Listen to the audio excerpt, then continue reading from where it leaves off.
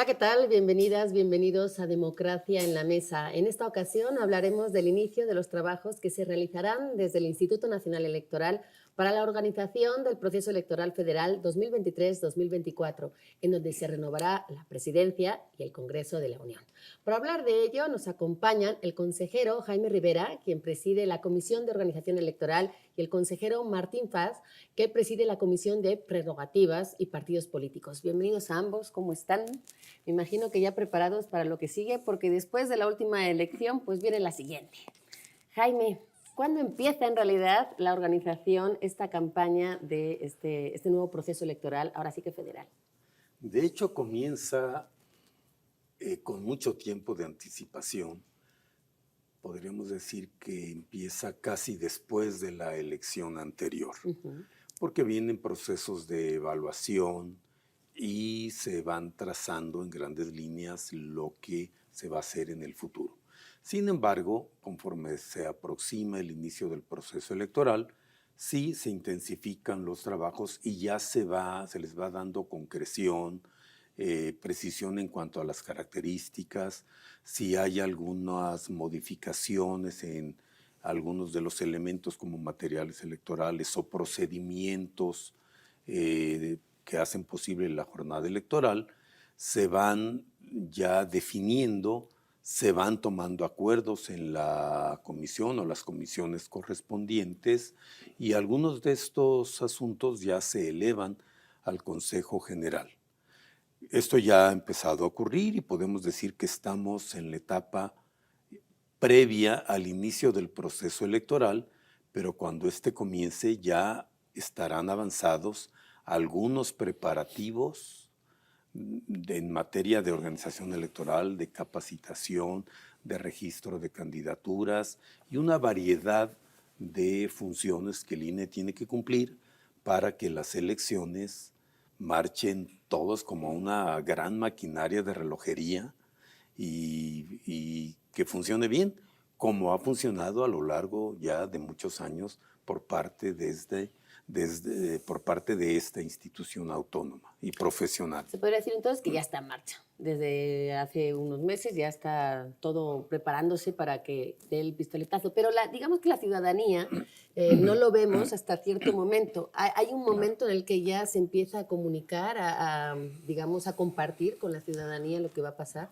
Bueno, formalmente da inicio en la primera semana de septiembre, formal y legalmente. De hecho, en esta ocasión, salvo opinión en contrario de la Suprema Corte de Justicia de la Nación, daremos inicio el 4 de septiembre. Pero efectivamente, como lo comentaba Jaime, para cuando formalmente arranca el proceso electoral, pues nosotros ya hemos recorrido toda una serie de etapas de planeación previa que atraviesa por varias cosas. Una, fundamental, el presupuesto, ¿no? Eso es fundamental.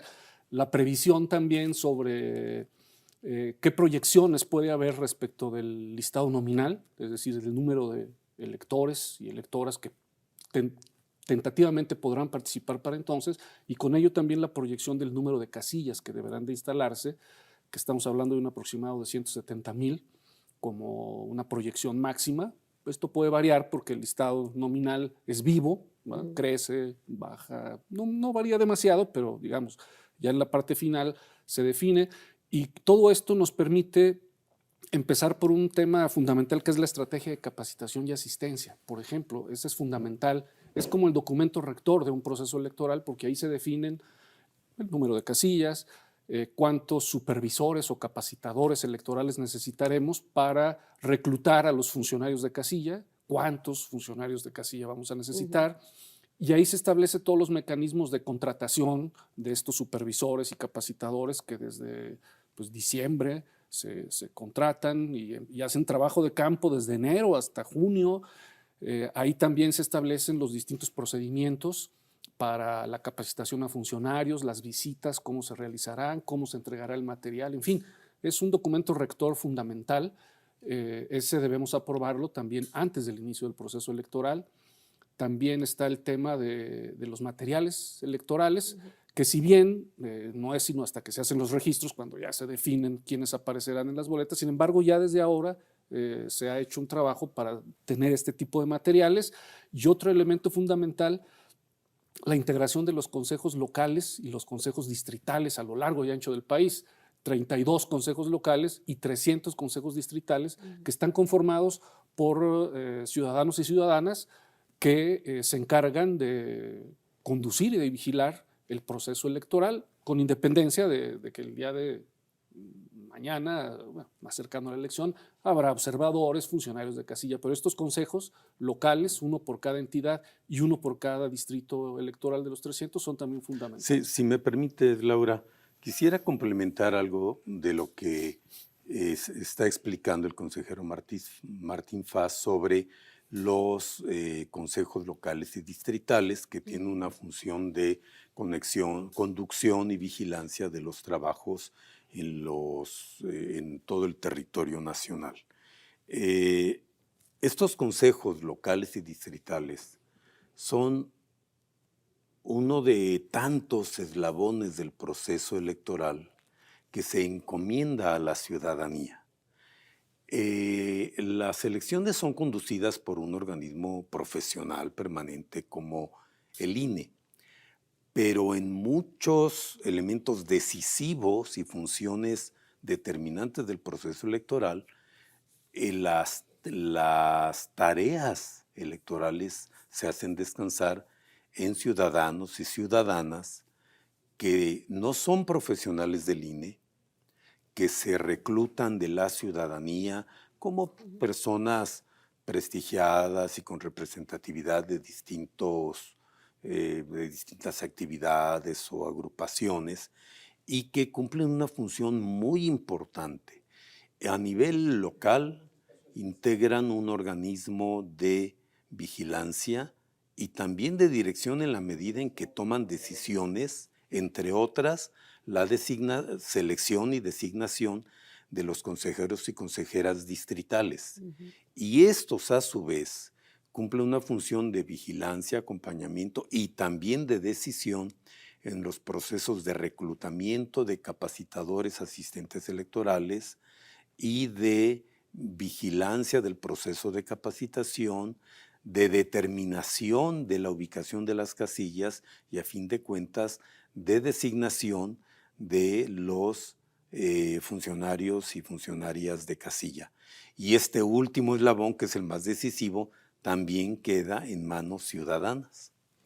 Que además, para hacernos una idea de la envergadura de todo esto, ¿cuántos cargos se están renovando? Porque hablamos de la Cámara de Diputados, de la Cámara de Senadores.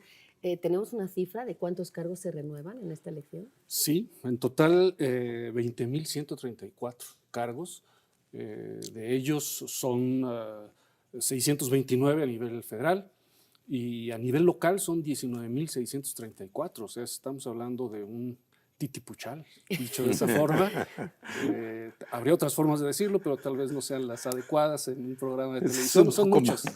Son muchos, bastantes. Pero más allá del número que importa, pues sobre todo lo que está en juego es pues la estabilidad política, la paz social de este país, de tal forma que el que sea, desde luego, la ciudadanía quien decida quién llega o no a un cargo de elección popular, es importante, pero también lo es, digamos, en el contexto, la importancia que tiene un proceso electoral de este tamaño, que es tremendo. Solamente hay 9 gubernaturas, solamente hay un estado en el que no habrá elecciones de diputaciones, es decir, se están renovando 31 diputaciones de los estados, y hay con 1.800 presidencias municipales también que se están, y a su vez cada presidencia municipal pues implica sindicaturas, regidurías, y luego aparte hay también algunos cargos auxiliares en algunos lugares como Tlaxcala o como Campeche, de tal manera que estamos hablando de un universo tremendo, ¿no?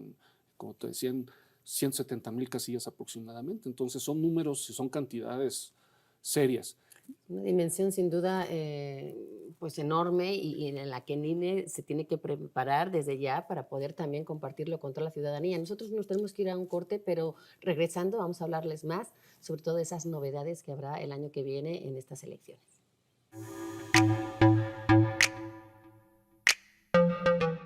Es valioso actualizar la dirección ante el INE porque con ello puedo tomar decisiones para mi colonia y tener una mejor calidad de vida. Para estar vigente a la hora de votar.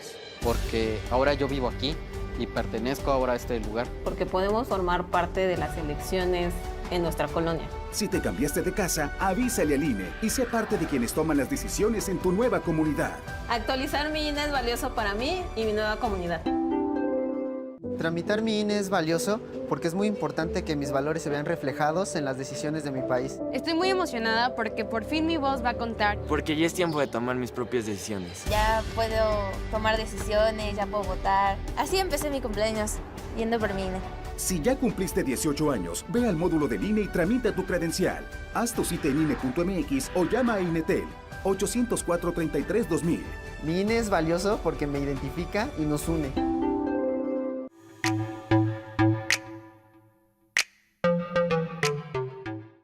Pues seguimos aquí hablando con los dos consejeros electorales del INE, Jaime y Martín. Jaime, ¿qué implica para el INE el poder organizar 32 elecciones concurrentes locales el próximo año? Porque hablábamos antes de cifras, pero esto en el plano, digamos, organizativo, me imagino que tiene unos retos, unas dificultades, no sé si extras de otros años que se van sumando, ¿o es nada más repetir y mejorar lo que en los años anteriores se ha visto que se podía mejorar? Hay muchos procesos que se repiten, por fortuna. Digo, ya hay rutinas creadas y que hacen posible que las cosas funcionen bien. Pero hay muchas novedades. La mayor de todas es que ahora habrá más elecciones que nunca, más cargos que elegir que nunca antes y, por supuesto, más electores y más casillas. Y hablando un poco de las cifras astronómicas a las que ya se empezaba a referir Martín, vale decir que si habrá aproximadamente 97 o 98 millones de personas inscritas en la lista nominal, habrá que instalar, bueno, cerca de 170,000 casillas, habrá que imprimir una boleta para cada elección, para cada ciudadano. Es decir, para una elección la elección de presidente de la República, habrá que imprimir algo más de 100 millones de boletas. Se tiene que imprimir algo más que el número de electores en lista nominal por la dotación que debe darse a las casillas especiales que no cuentan con lista nominal. Porque eso sí se aumentó, ¿verdad? Esa cifra. Se aumentó además a 1,000 boletas para cada casilla especial y se trata de dar el servicio, el derecho al voto a personas que anden en tránsito lejos de su casa. Bien, en el caso de las elecciones federales, si estos más de 100 boletas para presidencia de la República o de los Estados Unidos mexicanos, habrá que multiplicarla por 3. Entonces estamos hablando de más de 300 millones de boletas que tendrán que imprimirse con todas las medidas de seguridad. Se vuelven prácticamente infalsificables. La logística de producción, de almacenamiento, de distribución. ¿Para eso? ¿Se está considerando? Hay algunas pruebas pilotos, sobre todo para los ciudadanos capacitados que van a recibir y a contar los votos. Y siempre se hace con boletas que dice claramente son de muestra. No pueden confundirse con las boletas auténticas. Pero esas operaciones son astronómicas y por eso es indispensable esa estructura permanente y profesional y muy probada que tiene el INE para cumplir con esas funciones. Probablemente no haya en nuestro país ningún otro proceso en el que simultáneamente concurran tantas actividades, no solo sincronizadas, sintonizadas para producir un mismo resultado. Y eso es lo que ha brindado un organismo profesional, permanente y autónomo como el INE, que descansa en la participación ciudadana. El elemento más decisivo, que es la recepción de los votos y el conteo de los mismos con reglas rigurosas e imparciales, descansa en los más de 1 millón de ciudadanos que acepta ser funcionario de casilla y que cumple allí. De ese tamaño es una elección nacional concurrente en las 32 entidades federativas, y para ese reto gigantesco el INE está preparado. Está preparado y además se sigue mejorando. El 31 de mayo había un Consejo General que aprobaba una serie de novedades, de modificaciones. ¿Cuál es la importancia de que se estén, digamos, presentando estas, pues ahora sí que novedades dentro de los procesos electorales que hacen que sea cada vez mejor? Hay unas pruebas piloto que se han estado realizando sobre el voto en prisión preventiva, por ejemplo, y para el 2024 veremos, habrá que implementarlo. El alcance del mismo no puede precisarse en este momento porque tiene mucho que ver con las condiciones del sistema penitenciario, que hay más restricciones, pero ya hemos hecho pruebas pilotos en anteriores estados y esa es una innovación, ¿no? El que se realice el voto de personas en prisión preventiva.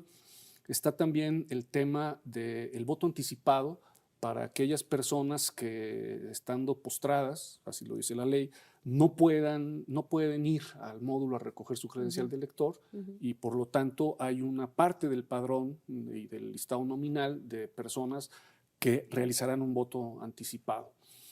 Y está también el voto de mexicanos y mexicanas en el extranjero con sus distintas modalidades, voto electrónico, voto postal, las urnas electrónicas, y también el voto presencial. En esta ocasión, por resoluciones del tribunal, tenemos que ver en qué medida implementar un voto presencial en los consulados mexicanos en el exterior.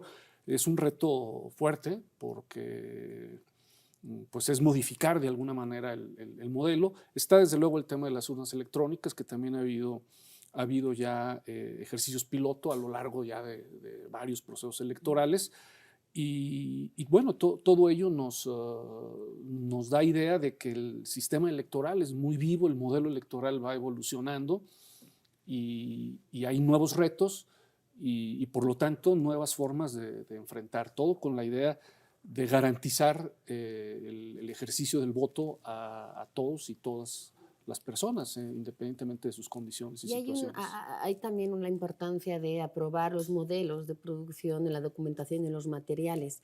¿Qué ha pasado con ese rubro? Pues yo aquí, Jaime, que precisamente es quien está en la comisión de organización, es el que podría con muchísimo mayor precisión ¿Esos hacerlo. modelos de documentación, Jaime, en qué consiste? Sí, la documentación electoral más importante de todas es la boleta electoral. Y esta tiene que garantizar primero que los emblemas de cada partido y los nombres de sus candidaturas sean claramente visibles, accesibles, sin condiciones de igualdad para cada uno de los contendientes. También deben ser boletas que sean infalsificables.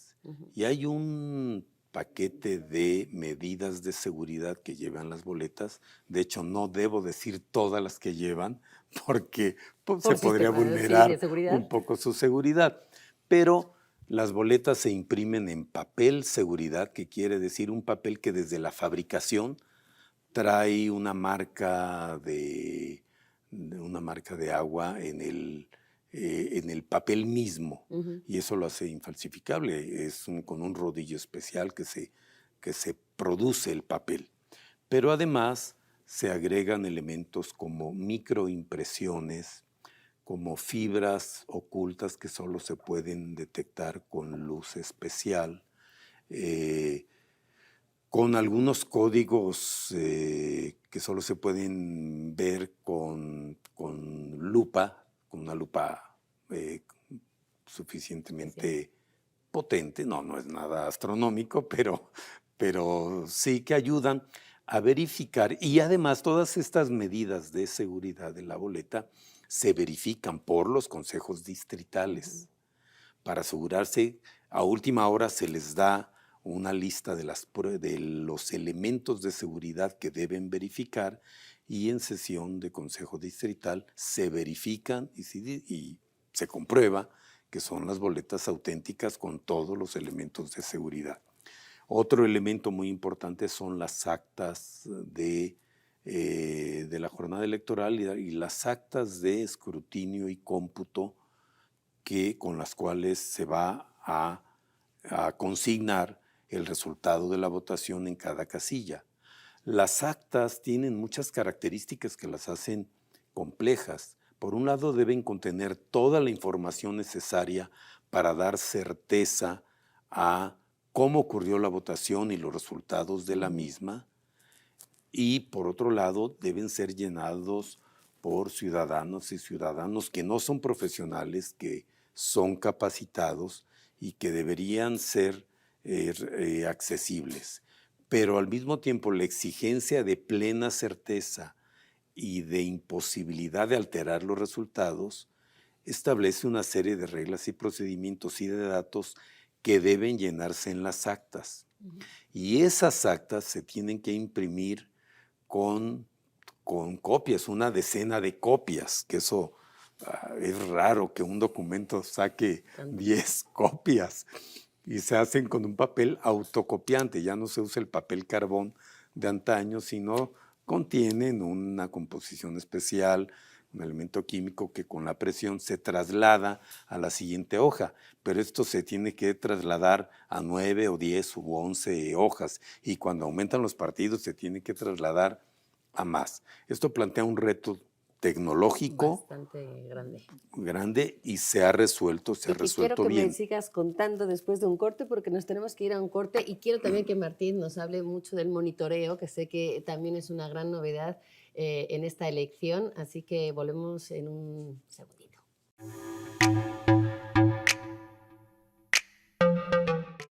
Yo tramité mi INE en México. Y yo en el extranjero. Mi INE es muy confiable porque tiene elementos que la hacen muy segura y es gratuita. La mía también. Con mi INE puedo votar, identificarme y hacer trámites bancarios en todo México. Con la mía también. Si tienes algún familiar o amistad que viva fuera del país, recuérdale que la INE del extranjero tiene el mismo valor que la de México y es válida para votar, identificarse o hacer cualquier trámite en territorio mexicano. Mi INE es mi voz en México. Y en el extranjero. La violencia política contra las mujeres en razón de género es un delito. No solo nos arranca el derecho a votar, a postularnos por un cargo o a ejercerlo.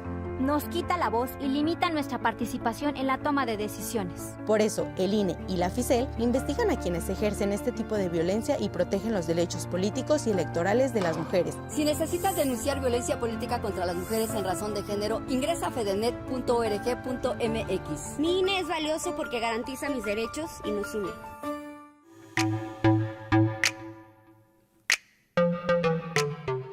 Estamos ya en la recta final de esta emisión de Democracia en la Mesa con los consejeros electorales del INE, Jaime Rivera y Martín Paz, que nos están dando un poquito más de luz y de datos sobre en qué van a consistir estos trabajos que ya están en marcha para este proceso electoral federal 2023-2024. Y yo tocaba antes de irnos al corte un tema que es el monitoreo, de todos estos trabajos de monitoreo en las transmisiones de estos, digamos, contenidos de precampaña y campaña en los programas que difunden noticias, algo que siempre es muy sensible para la población y que siempre da mucho de qué hablar porque siempre hay polémica. ¿Cómo van a ser este año? ¿Qué se tiene considerado para esta campaña? Sí, este monitoreo es una práctica ya sistemática que ha realizado el Instituto y es una herramienta muy útil porque, bueno, el derecho a la información es un derecho político en toda regla.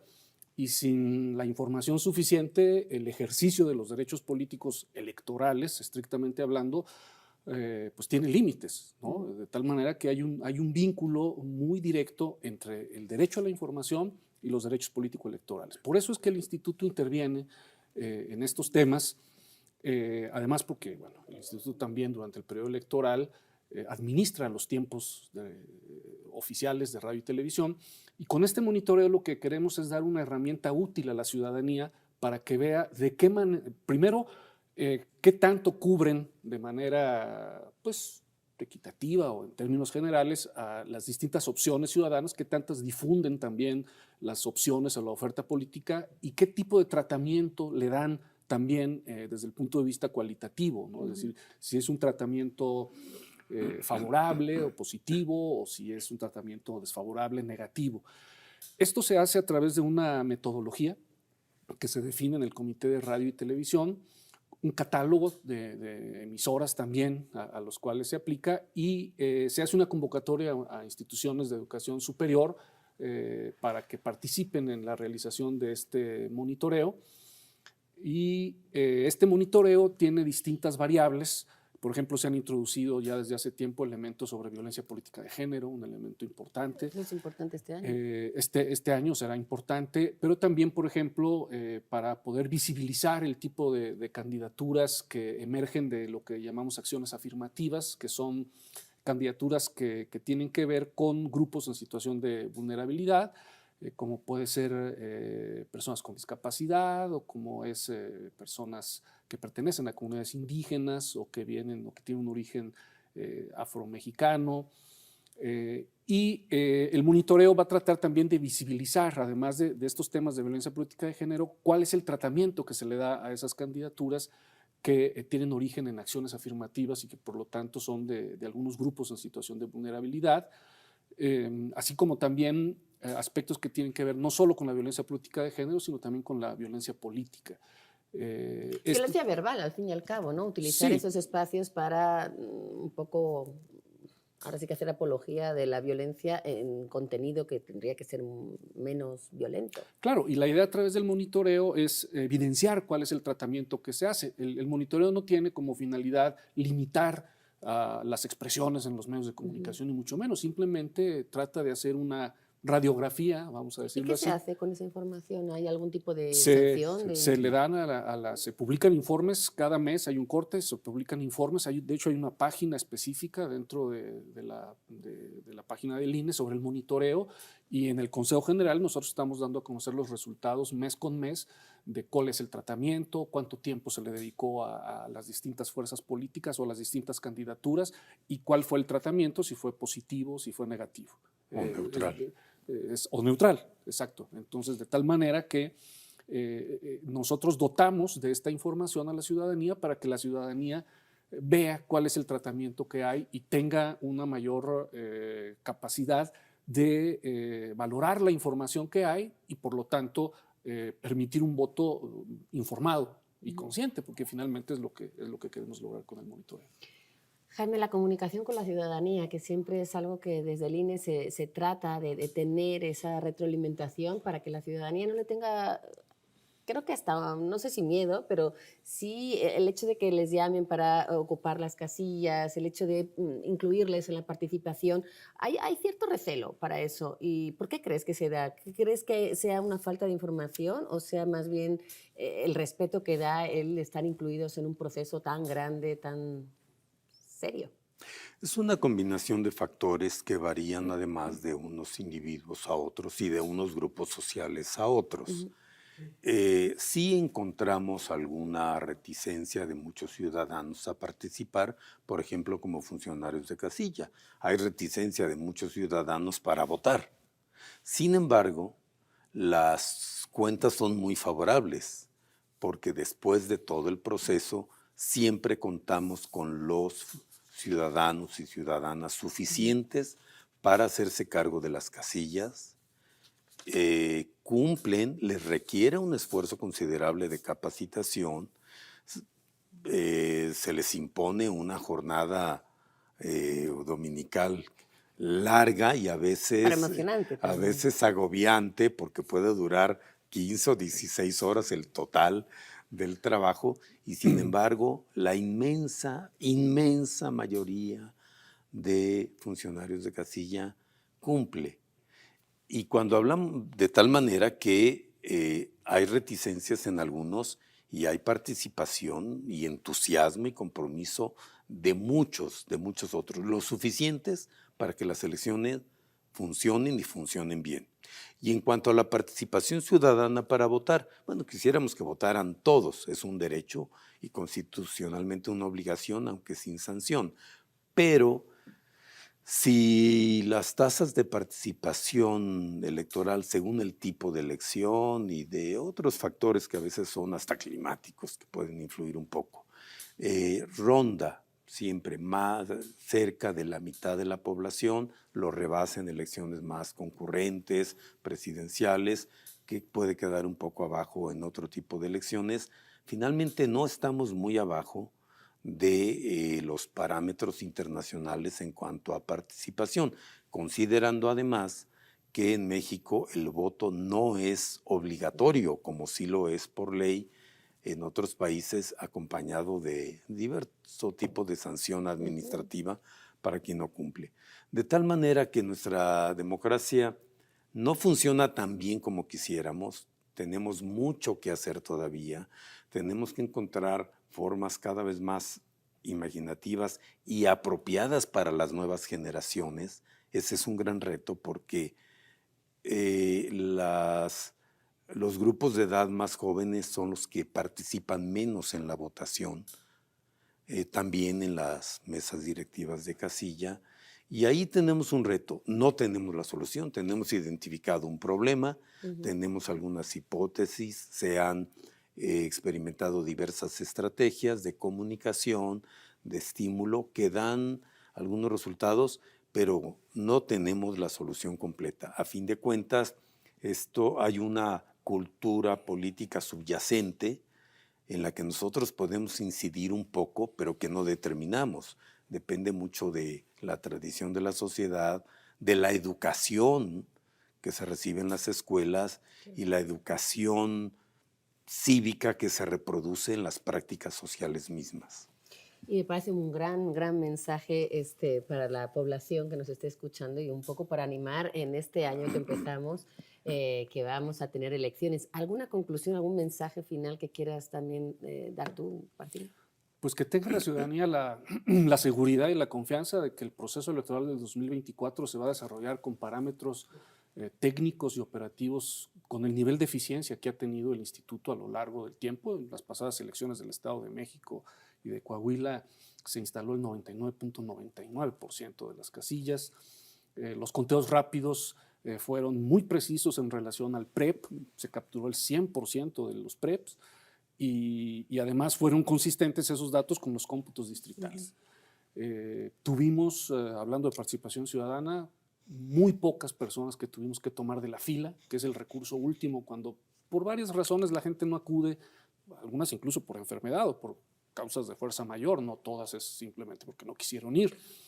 Y que este proceso electoral se va a realizar así, con esa eficiencia. ¿Por qué? Porque ya están echados a andar toda una serie de procesos previamente de planeación y que tienen que ver con proyección para esta elección. Entonces yo invitaría a la población a estar al pendiente y que participe en el momento en el que el Instituto Nacional y los organismos públicos locales, porque aquí tenemos que tener una coordinación muy fina con los organismos públicos locales, en el momento en que sean invitados, invitadas a participar en este proceso electoral que a final de cuentas hace la ciudadanía. Pues gracias a los dos. No sé, Jaime, si tienes 20 segundos para decirle una despedida al público. Con mucho gusto, con esa organización eficiente y limpia de las elecciones y con la participación ciudadana para ejercer su voto de manera libre e informada, vamos a reproducir y fortalecer la democracia. La democracia puede tener muchos defectos, pero es la mejor forma de gobierno que hasta ahora ha encontrado la humanidad para convivir en sociedad y estar en paz y con libertad. Pues ahí está. Muchísimas gracias por habernos acompañado en Democracia en la Mesa, una producción de la Coordinación Nacional de Comunicación Social. Y no olviden seguirnos en nuestras redes sociales, en donde compartimos diariamente la información sobre las distintas etapas y procesos que se realizan en el INE para la organización de las elecciones que vivirá todo el país el próximo año. Gracias y hasta la próxima.